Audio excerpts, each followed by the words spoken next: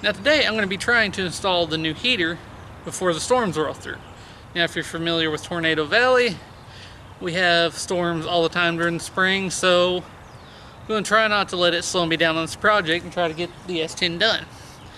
Now, as you recall in a previous video, I have talked about the heater I was going to use.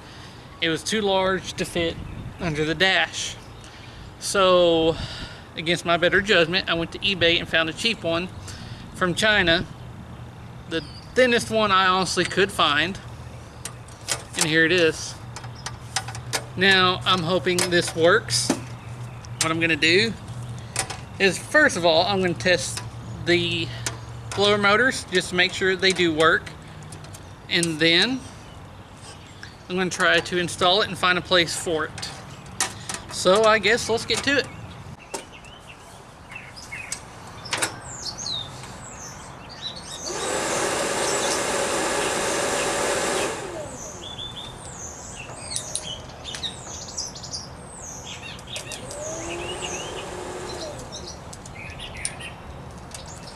Alright, so now it does work.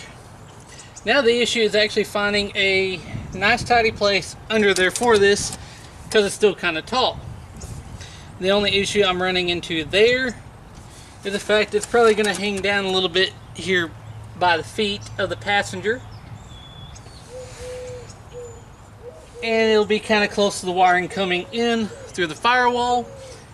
But it'll be away from everything else because the ignition control module is actually towards the center, actually closer to the driver's side under the dash. Everything is actually away. So I'm going to have to crawl up under there and figure the best place for it, because I don't want the passenger, if there is any, to have any discomfort. But the wiring is pretty close there as well already, so I have to figure something out in a second. Now, just in case you're wondering how we're going to get the air from this unit to where it needs to go, it came with 4 of these little things. They stretch and bend, and they can actually reach pretty far, so it's going to use to get the air where we need it. Now, I think I found the best place for it. See, from here, you can't see it yet. Now you can see it hanging out there just a little bit at the bottom. Kind of blends in a little bit. If I painted those screws black, you almost probably couldn't tell. Now it does cut down a little bit of room on the passenger side, but I think that's a sacrifice we're going to have to make, because I'm pretty sure the passenger won't complain in the wintertime about it.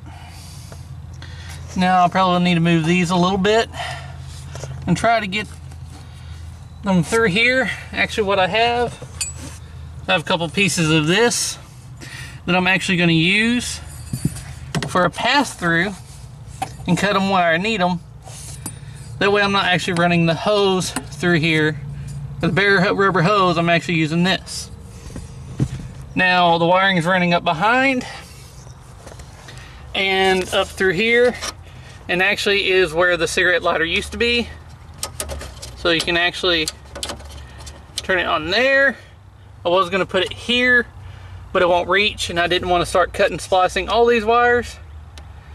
And really the only hookup we have to do with this setup is run a positive wire, and then the ground I'll run somewhere. That's pretty simple. But so far, here we go. Now it's time to try to plumb it. Well, it started raining, so we're gonna have to hold this out for another day. The thunder and lightning is starting up, so it's probably gonna storm pretty good. Alright, now that the storm has moved out, it lasted a couple hours. I took the opportunity to actually head to the parts store and get some heater hose elbows of various sizes for the 5/8 hose to make the proper bends down under the dash. Otherwise, the hoses are going to kind of kink and not be as efficient. Now also, since everything is 5/8 except for the back water port on the engine itself, which was 3/4, I bought this little connector, 5/8 3/4, so I can just put that together real simple and easy there. So a few extra parts. Now that I got it, know where I'm at, I can see everything I need, so now I can get to finish plumbing it and putting it together.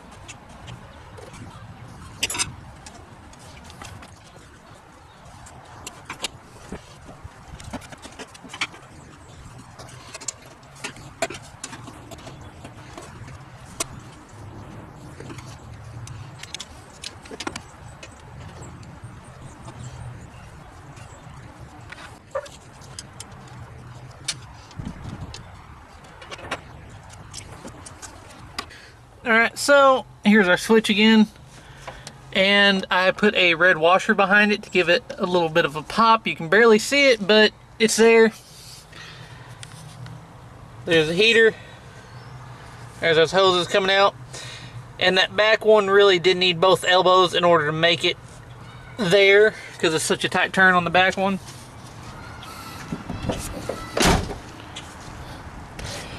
Now there's that one. That worked well for there. Keep the rear water passage. And of course we have this one that goes right here to factory point into there. Pretty simple. Alright, there it is. The heater's installed. I did with what I could with what I had. Now, as I stated before, I had the Summit Racing heater, which was too big and too bulky for under the dash, so I found this one on a moment's notice. Smallest one I could find at the time, and it's still a little bit big, honestly. I couldn't get it towards the center. I couldn't get it to go up any higher, so I did what I had to do. Now, as for the hoses and the elbows, that was last minute because I got the heater in, put it up, and I just ran down the parts store and used what they had available. So I used basically just what I had, what I could. So made that work. Now once I get it running, hopefully I'll check for leaks and there won't be any. But the only thing I may actually end up doing to change it, if it's, as long as it doesn't leak, is make a kick plate or beauty panel, whatever you want to call it, to cover that up. That way, one, people won't kick it. Two, it'll kind of hide it and make it look a little bit better under there. It may lose a little foot room, but it is what it is, I guess. So this truck is coming along further and further. It's getting closer to being able to run and drive. There's still some stuff to do to it, but it's getting there. And I hope you enjoyed this video, and as always, thanks for watching.